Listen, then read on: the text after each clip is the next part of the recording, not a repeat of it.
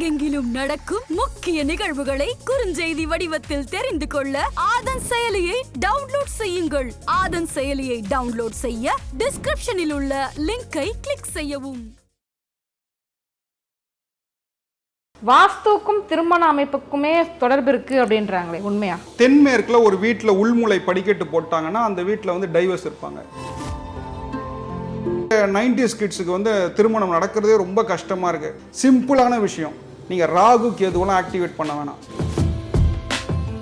கணவன் மனைவி சண்டை போடுறாங்கன்னா மெயின் ப்ராப்ளமே வந்து அந்த பெண்களை பெற்ற தாயார்கள் தாம்மா. பசங்களோட அம்மாக்கள் வந்து தான் சில நேரம் காரணமாக இருக்கு. நான் வந்து என்னுடைய ரிசர்ச்சில் நான் சொல்கிறேன்,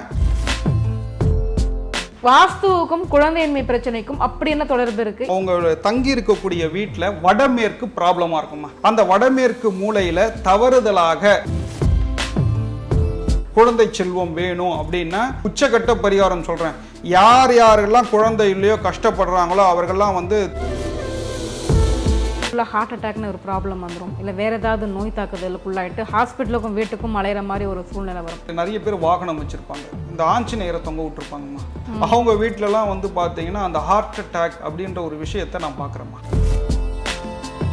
ஒரு வீட்டுக்கு எத்தனை வாசப்படிகள் இருக்கலாம், எத்தனை ஜன்னல்கள் இருக்கலாம்? 3, 5, 7 இது மாதிரியான ஆட் நம்பர்ஸில் வாசல்ஸ் உள்ள வந்தா.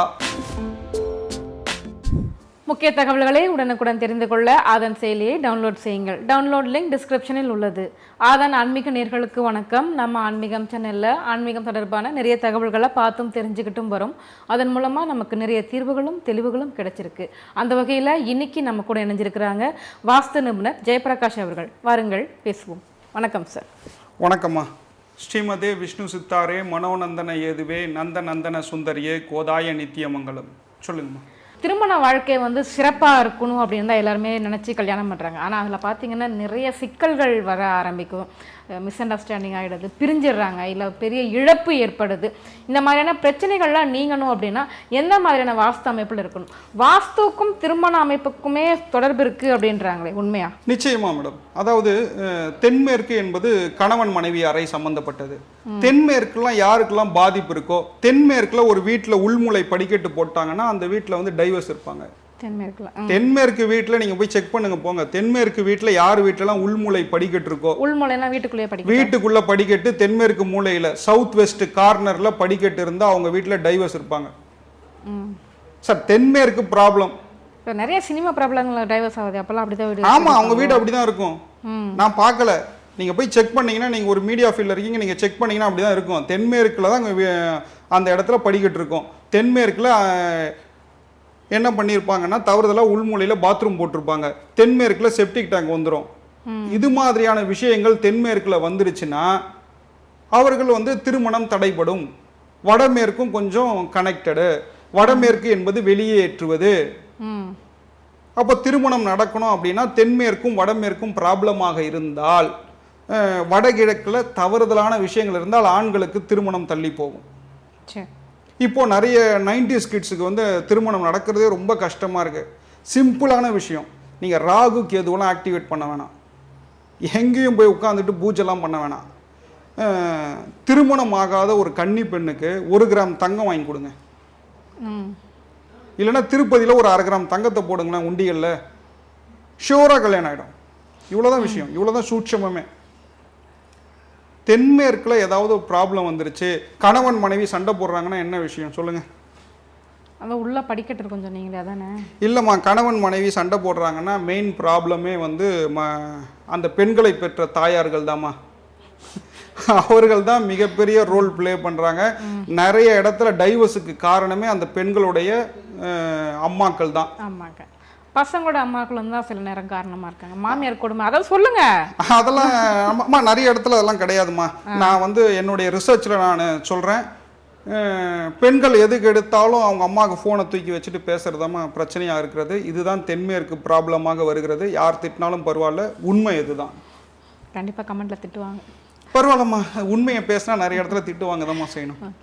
அதே மாதிரி சில பேர் கல்யாணம் பண்ணிட்டு நிறைய பேருக்கு குழந்தையின்மை பிரச்சனை வந்து அதிகமாக இருக்கு. நிறைய ஹாஸ்பிட்டலாக ஏறி இறங்குறாங்க, கூட்டங்கள் அங்கே அலைமோதி கொண்டிருக்கிறது. அப்படின்னும் போது பல காரணங்கள் சொல்லப்பட்டாலும் வாஸ்துவுக்கும் குழந்தையின்மை பிரச்சனைக்கும் அப்படி என்ன தொடர்பு இருக்கு? என்ன சரி பண்ணணும் வீட்டில்?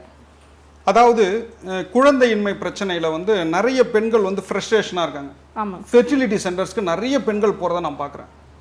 என்ன விஷயம்னா, அவங்க தங்கி இருக்கக்கூடிய வீட்டில் வடமேற்கு ப்ராப்ளமாக இருக்குமா. வடமேற்கு என்பது வடக்கும் மேற்கும் சேருகின்ற இடம் வடமேற்கு. அந்த வடமேற்கு மூலையில் தவறுதலாக இவர்கள் உள்மூளை படிக்கட்டு வந்துடுச்சு, தவறுதலாக தேவையில்லாத பில்லர் போட்ட படிக்கட்டு வருது, அந்த இடத்துல போயிட்டு டாய்லெட்டை நீங்கள் காம்பவுண்டை ஒட்டி போட்டுறீங்க, இது மாதிரியான விஷயங்கள் உள்ளே வருகிறது என்றால் வடமேற்கு கொஞ்சம் நீண்டு இருக்கு, வடமேற்கு கோர்ஸ் மனையாக இருக்கிறது, இது மாதிரியான ப்ராப்ளம் வந்தால் மட்டும்தான் அவர்களுக்கு குழந்தை பிறப்பதில் தாமதம் ஆகிறது. இப்போ சார் அவங்க ஃபெர்டிலிட்டி சென்டர்ஸ்லாம் போகக்கூடாது, நல்லபடியாக ஒரு குழந்தை செல்வம் வேணும் அப்படின்னா ஒரு 3 கோவில் இருக்குது. ஸ்ரீவில்லிபுத்தூர் ஆண்டாள், இரண்டாவது உச்சகட்ட பரிகாரம் சொல்கிறேன், யார் யாரெல்லாம் குழந்தை இல்லையோ கஷ்டப்படுறாங்களோ அவர்கள்லாம் வந்து திருச்செந்தூர் செந்தில் ஆண்டவன் தான் சுவாமி. கடலில் குளிச்சுட்டு, நாழி கிணறுல இப்போ டைம் இல்லை, அங்கே ரினோவேஷன் ஒர்க்கு நடந்துகிட்டு இருக்கு.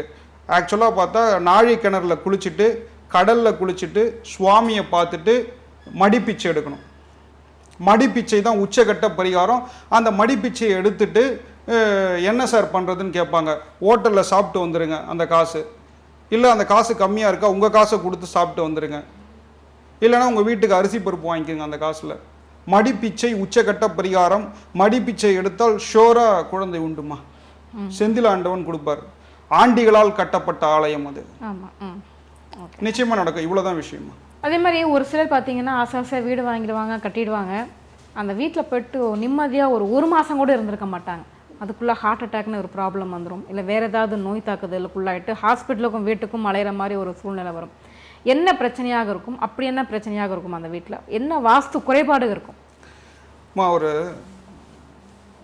சொன்னால் சிம்பிளாக ஒரு சில்லியாக இருக்குமா.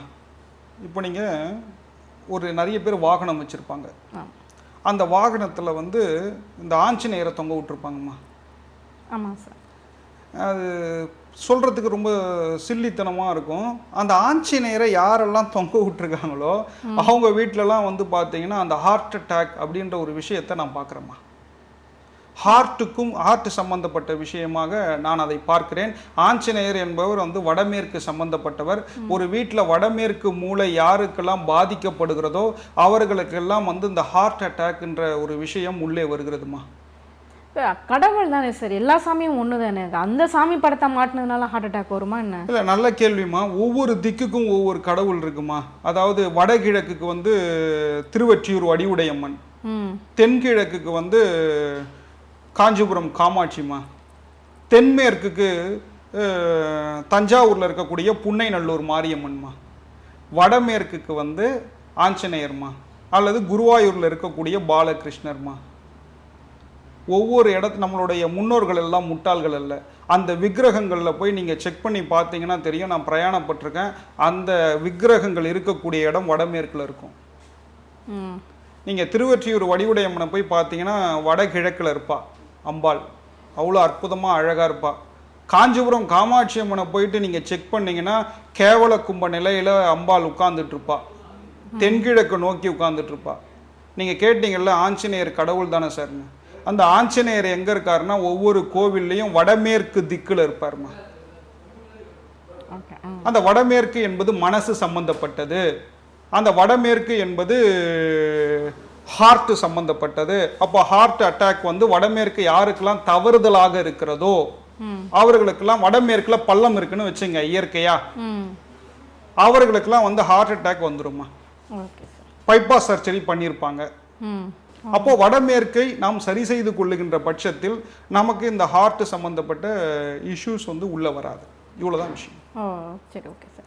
அதே மாதிரி ஒரு வீடுன்னு ஒன்று எடுத்துக்கிட்டோம் அப்படின்னா இத்தனை வாசல் தான் இருக்கணும், இத்தனை ஜன்னல் தான் இருக்கணும் அப்படின்னு ஒரு ரூல்ஸ் எல்லாம் போடுறாங்க. ஸோ ஒரு வீட்டுக்கு எத்தனை வாசப்படிகள் இருக்கலாம், எத்தனை ஜன்னல்கள் இருக்கலாம்? சூப்பர் கேள்வி. ஒரு வாசல் இருக்கலாம் ஒரு வீட்டுக்கு, 2 வாசல் இருக்கலாம், 4 வாசல் இருக்கலாம், 6 வாசல் இருக்கலாம், 8 வாசல் இருக்கலாம், 3 வாசல் இருக்கக்கூடாது. யார் வீட்டிலலாம் 3 வாசல், அதாவது வாசல் என்பது எக்ஸிட்டின் பேர், ஒரு வீட்டுக்குள்ளே நுழைஞ்ச உடனே 3 வழியாக நம்ம வெளில ஓடி போகலான்னு வச்சுங்க, வெளியேறலாம் வச்சுங்க. அது வந்து தவறான விஷயம். அப்போது அந்த ஓனர் அந்த வீட்டில் இருக்க மாட்டாங்க. ஒரு வாசல் இருக்கலாம், 2 வாசல்கள் இருக்கலாம், 4 வாசல் இருக்கலாம், 6 இருக்கலாம், 8 இருக்கலாம், 3, 5, 7 இது மாதிரியான ஆட் நம்பர்ஸில் வாசல்ஸ் உள்ளே வந்தால் அது தவறுதலாக இருக்கிறது. அங்கே இருக்கக்கூடிய கணவன் மனைவி சரியில்லைம்மா என்னுடைய ரிசர்ச்சில். Okay okay. நம்ம 4 வாசல் வச்சு வீடு கட்ட முடியாது இல்லையா? ஆமாம் ஆமாம். நம்ம பண்டிதர் ஜவஹர்லால் நேரு கிடையாது. 4 வாசல் வச்சு வீடு கட்டி 4 வாசல்லையும் கார் நிற்கிற மாதிரி அவர் எந்த வாசலில் வராருன்னு தெரியாது இல்லையா? நமக்கு வந்து நான் நல்லா இருக்கணும் சார் அப்படின்னா ஒரு வாசல் வைத்துக்கொள்ளலாம், அல்லது வந்து 2 வாசல் வச்சுக்கலாம். Okay okay. சில பேர் தெற்க பார்த்து வீட்டு வாசல் தலைவாசல்னு சொல்லுவாங்க, அந்த வழி தான் போகணும் வரணும் அப்படின்னு. தெற்க பார்த்த வாசல், அதுக்கு அப்படியே ஆப்போசிட்டில் வடக்கு பார்த்து வாசல் அப்படி இருந்துச்சு அப்படின்னா அந்த வீடு எப்படிப்பட்ட வீடாக இருக்கும்? நல்ல வீடு. இப்போ அந்த வீடு வந்து இப்போ வடக்கு பார்த்த வீடு, தெற்கு பார்த்து நான் சொல்கிறேன், வடக்கு பார்த்த வீடு, அதுக்கு நேராக தெற்கில் ஒரு வாசல், அது கிச்சனாக இருக்கும், நல்லது. இப்போ தெற்கு பார்த்த வாசல், அதுக்கு நேராக வடக்கு, நல்லது. அது ஒன்றும் தவறு இல்லைம்மா. இப்போது தெற்கு பார்த்த வீடு உங்கள் லைனுக்கே வரேன், கிச்சனுக்குள்ளே உச்ச வாசல் தலைவாசல், அதே வந்து நேராக வடக்கு கிழக்க ஒட்டி வாசல் இல்லாமல் வடமேற்கில் மேற்க ஒட்டி ஒரு வாசல் வச்சிடுறோம். 2 வாசலா? தெற்க ஒட்டி உச்ச வாசலில் நுழையிறீங்க, வெளியில் இருக்க போகிறது, வெளியில் அப்படி அந்த பக்கம் போகிறது நீச்ச வாசலாக இருந்தால் மிகப்பெரிய தவறு. அவர்களுக்கு அந்த ஹார்ட் சம்பந்தப்பட்ட விஷயங்கள் உள்ளே வந்துடும். இவ்வளோதான் விஷயம்.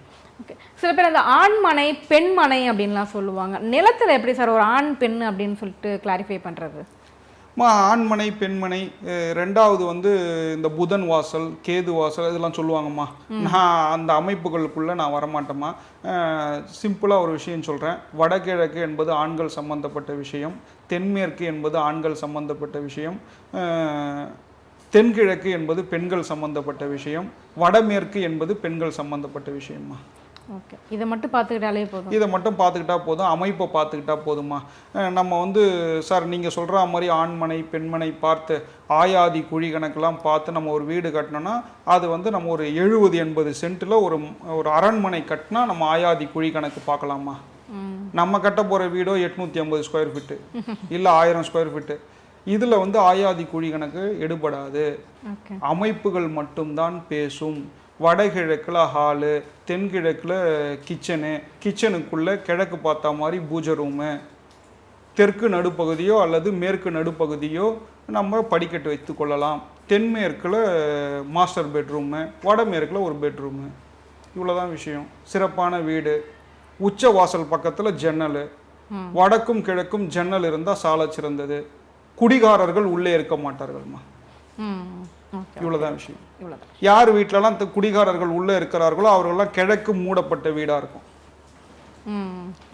யார் வீட்டிலலாம் ஒரு ஆண்மகன் வந்து சம்பாத்தியம் இல்லையோ அவர்கள் வீடெல்லாம் பார்த்தீங்கன்னா வடக்கு மூடி இருக்கும். இதனால தான் நான் உங்களுக்கு சொன்னேன், ஃப்ளாட்டில் கிழக்கும் வடக்கும் பொது செவர் வேண்டான்னு சொன்னேன். இவ்வளோதான் விஷயம். ஓகே சார், எங்கள் கேள்விகளுக்கு ரொம்ப சிறப்பான பதில் சொன்னீங்க சார், நன்றி. நன்றிம்மா. நிறைவாக ஒரு விஷயம் சார், வாழ்க்கையில் ஜெயிக்கணும், அடுத்த கட்டம் போகணும், நல்லபடியான ஒரு விஷயங்களை நோக்கி பிரயாணப்படணும் அப்படின்னா முதல் பிரகாரத்தில் வந்து சுதந்திரா தேவியாக இருந்தவள் இன்றைக்கு 3வது பிரகாரத்தில் மதுரை மீனாட்சியாக இருக்கிறாள். மீனாட்சியை தரிசனம் செய்யுங்கள், வாழ்க்கையினுடைய அடுத்த கட்டத்துக்கு நீங்கள் நகருவீங்க சார். மீனாட்சின்னு சொன்னால் அடுத்த நிமிஷம் என்னாச்சுன்னு கேட்கக்கூடிய அளவுக்கு ஒரு உச்சக்கட்ட தெய்வம் சார். நன்றி, வணக்கம்.